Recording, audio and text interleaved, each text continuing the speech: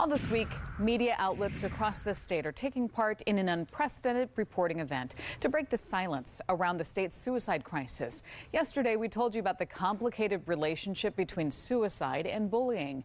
Oregon State Police, they're on the front lines of the fight against bullying by running a program called SafeOregon, a school safety tip line and web portal.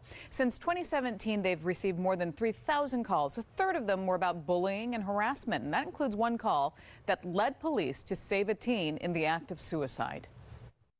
Feel safe, be safe. That's SafeOregon's motto since launching in January 2017. 1,100 Oregon schools with 530,000 students have enrolled in the program. There's three different types of calls. There's critical, urgent, and standard.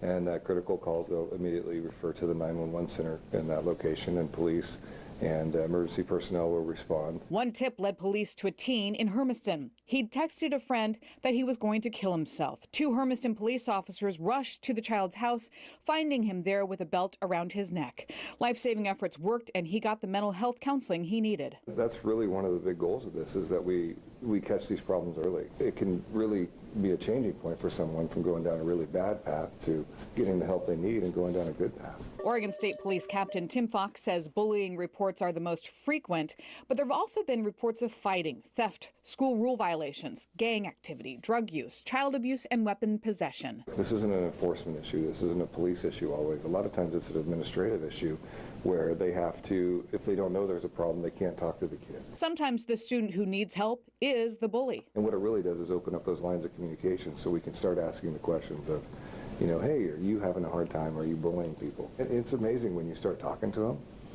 kids especially, that a lot of times they'll be honest and say, yeah, I'm having a tough time at home, or, you know, I don't have enough food to eat, and it makes me cranky. I mean, it really is, and it might be something as simple as that. As for the state police involvement, Fox said the department welcomes the work. We were really happy when that we were given this. I mean, state police does get a lot of different things given to us from the other parts of government, but this is a program that we really believe in wholeheartedly.